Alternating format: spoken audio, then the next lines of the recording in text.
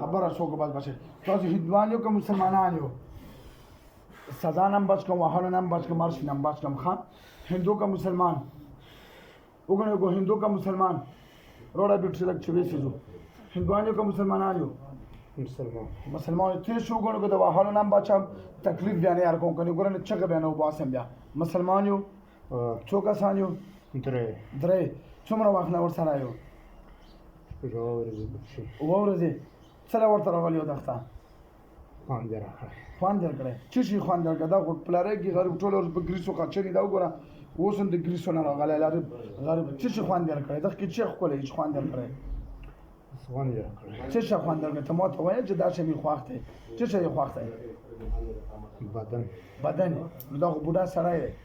دا بدن کې چې خواخو ټول ورځ کې ګریسو بوی درې کنه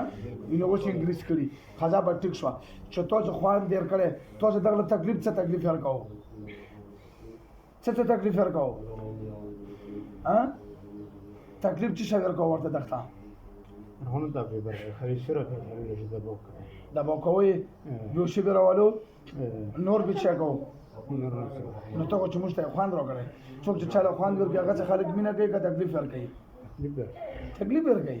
څوک چې چا خوږي هغه خلک تکلیف ورکوي ها مو هم پیریان ټول خوښتي چې څومره پیریان په هوا اولاد وزمکه کې دا مو خوښتي زه به تاسو ته تکلیف درکوم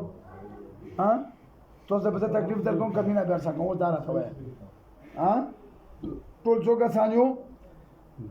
درې او درې وړ مسلمانان یو او تاسو د مزدورات نه پرګدو غریبینو اوس د ګریسو په لاتو کې راغله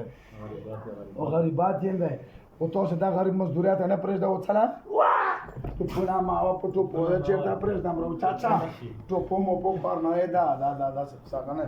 دغه دغه ترنګونو او بس غال دی پیریانو غلې مکمله بل پرې په خلا کې اوس وځابي پټا کړو بیا به کو No, سمجھو کنا کینا غولن بچو غټ پر سرایم نیولې لاره ها بیا به خوان ته خلو ها لا خلي ها لا خلي کار دی ها لا خلي ها دا سیای دی بیا به کوه څه ته ها مسلمانان څنګه بیا ها کبیان کړو بیا دوکې کو تاسو کنه دوکا خو نه کو ها لکه سم راسي سم پېنه مو وکم او چا توبه وباسو تا توبه وباسو غونه ورسو دلته کې نو سم ونه څو غونه راته وای اوس کلمه لا اله الا الله محمد صلی الله علیه وسلم مونږ درې واړه ودا کو کنه کو بیا به راځو که بیا خو کړو تکلیف ورکړو بیا بیا به څه وي ویژنه به زه به دا 3 هفته بعد بیا راغواړم چې تکلیف ته ورکړو په وهلو به ویژنه بیا 3 واړه ښځه زړه نه کلمه وایو دغه بدن نه بوځو دلته پاتې شو وایو په چاره باندې کلمه شیطان خفه شي لا اله الا الله محمد رسول الله صلی الله علیه وسلم موږ درې واړه قسم کوو چې بیا به دا وړاندو کې ته نه راځو خپله مزدوري به کوي نور تکلیف نه ورکوو که دوکام کړې وه خپل ځل بیا به څه وي بس صحیح شو واشه ګوتو شبه ټیر زور څه تر وځه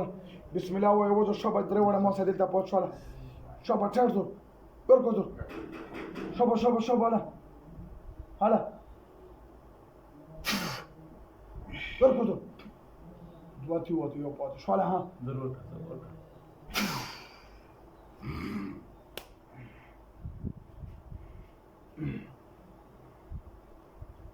سلام دی مثلا آیت الکرسی ازدا آیت الکرسی درود شریف وای میگه بولا واخلا تیزی وای اللهم صل على محمد وعلى آل محمد كما صليت على آل